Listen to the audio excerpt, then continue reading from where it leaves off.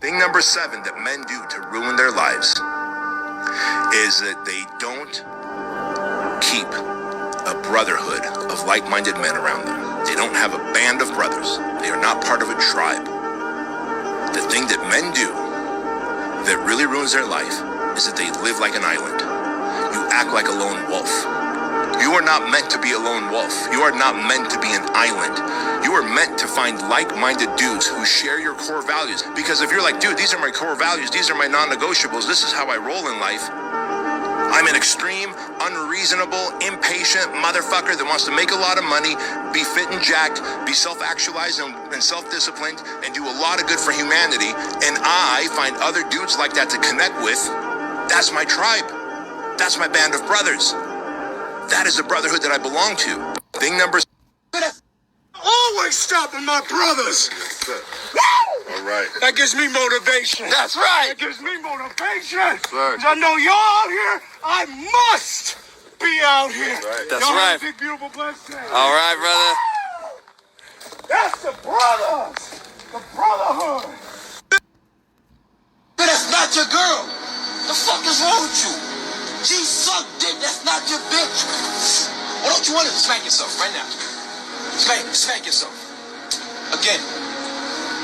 The fuck is wrong with you, bro? Stop bitching. Wipe your fucking tears, nigga. The fuck is wrong with you, bro? Walk. All right, shalom, shalom. First and foremost, I want to give all praises, honor, and glory to Yahweh, Bahashem, Yahweh Waharakah Kwadash. Double honors to my apostles and elders at Great Millstone, the men that taught me this truth through the Spirit. Peace and blessings to the elect of the house of Israel that scattered throughout the four corners of the earth, which consists of the wives, the friends of the prophets, and the children of the prophets. As you saw in the intro of this video, we are not an island. We are not lone wolves. We are a tribe. We are a brotherhood. We are a nation of people. We are Yasha'Allah. And Yasha'Allah is a Hebrew word, or the Hebrew way of saying Israel. Yah meaning he, Shah meaning prince, Allah meaning power or God. So the Most High calls us, so-called blacks, Hispanics, and Native American Indians, princes and princesses of God, of the power. And we must remember that we are a tribe. We are a unit. We are not individuals. We are a nation. And though you deal with the Most High on an individual tip, and you are walking a straight and narrow path on an individual tip, the things that you are doing on this journey consist of your kinsmen and your kinfolk in your tribe, in your village. And that's the people of faith, the household of faith, the believers of Yahweh Ba'ashem Yahweh Shah. So this is Psalm chapter 133, verse 1. This is going to be brief. Behold, how good and how pleasant is it for brethren to dwell together in unity. It says, a song for pilgrims ascended to Jerusalem, a song of David. How wonderful and pleasant is it? It is when brothers live together in harmony. It is like the precious ointment upon the head that ran down upon the beard, even Aaron's beard that went down to the skirts of his garments, as the dew of Hermon, and as the dew that descend upon the mountains of Zion. For there Yahweh commanded the blessings, even life forevermore. Harmony is as refreshing as the dew from Mount Hermon that falls on the mountains of Zion. And there the Lord Yahweh has pronounced his blessing, even life everlasting. This is the book of Matthew, chapter 12, verse 47. Hold on. Verse 12, chapter 12, verse 46. While he yet talked to the people, behold, his mother and his brothers stood without, desiring to speak with him. Then one said unto him, Behold, thy mother and thy brethren stand without, desiring to speak with thee. But he answered and said unto him that told him, Who is my mother and who are my brethren? And he stretched forth his hand towards his disciples and said, Behold my mother and my brethren, for whosoever shall do the will of my Father which is in heaven, the same is my brother and my sister and my mother. NLT, anyone who does the will of my Father in heaven is my brother and my sister and my mother. So that's your tribe. That's your people now, right?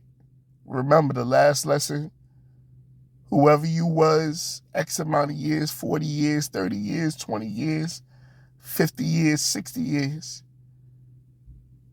even though those are your blood relatives, bone of your bone and flesh of your flesh, and you take care of your responsibilities to those people, but your real family is the household of faith, those that do the will of Yahweh through his son Yahweh Shah. This is your new family, the family that has a new mentality, a new perspective, that's born again, and that's new creatures under Hamashiach Yahweh Shah. A family that don't rob from you, that don't want to murder you, that don't want to commit adultery, that don't want to covet your property and your stuff, that won't use and abuse you. Now, I'm not saying that brothers don't fall short or sisters don't fall short or battle spirits. Things are going to happen. But even the scriptures cover how you're supposed to conduct or respond when certain things happen to you. Or if you offend people, meaning make a stumbling block before your people, how you supposed to make or rectify things. The scriptures cover all these things. The book of Matthew, Matthew 25, verse 34. Then shall the king say unto them on his right hand, Come ye blessed of my Father, inherit the kingdom prepared for you from the foundations of the world. For I was in hunger, and ye gave me meat. I was thirsty, and ye gave me drink. I was a stranger, and ye took me in. Naked, and ye clothed me. I was sick, and ye visited me. I was in prison, and ye came up unto me. Then shall the righteous answer him, saying, Lord, when saw we thee a hungered and fed thee, or thirsty and gave thee drink? When saw we thee a stranger and took thee in, or naked and clothed thee? And when saw we thee sick or in prison and came unto thee? And the king shall answer and say unto them, Verily I say unto you, inasmuch as ye have done it unto one of these least of my brethren, ye have done it unto me.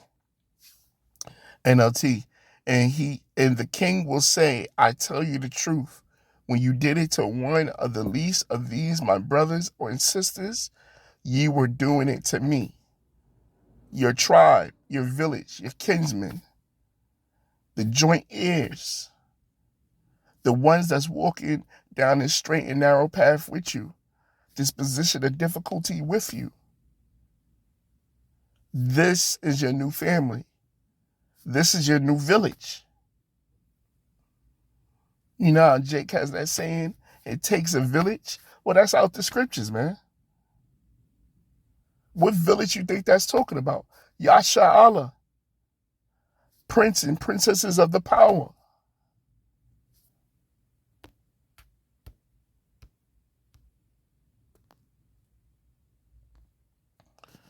This is St. John chapter 12, 13, verse 34. A new commandment I give unto you, that ye love one another, as I have loved you, that ye also love one another. So now I am giving you a new commandment, love each other. Just as I have loved you, you should love each other.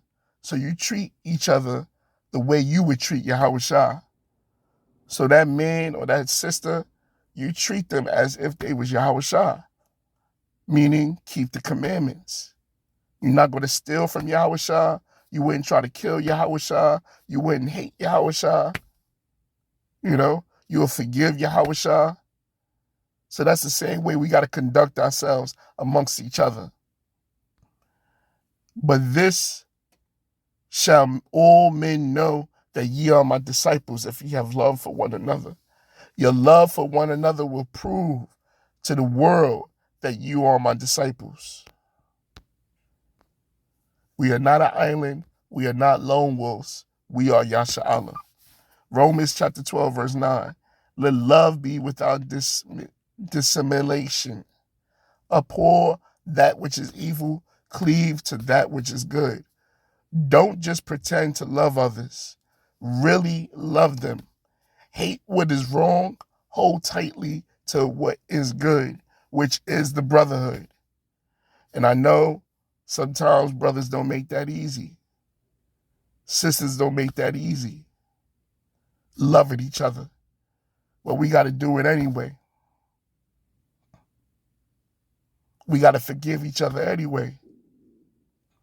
Because we all battling spirits. We all bearing crosses. And we all dealing with hell. So you have to be somewhat understanding and forgiving to that. And guess what?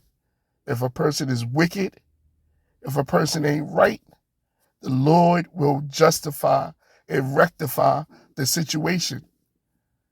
Let the Lord deal with it. Let the Lord justify you. Don't try to take matters into your own hands. That's what a spiritual person will do. Verse 10, be kindly affectionate one to another with brotherly love, honor, and honor preferring one another. Love each other with genuine affection and take delight in honoring each other. But pretty much that's it. I'm going to wrap it up there, man. Thing number 7 that men do to ruin their lives is that they don't keep a brotherhood of like-minded men around them. They don't have a band of brothers. They are not.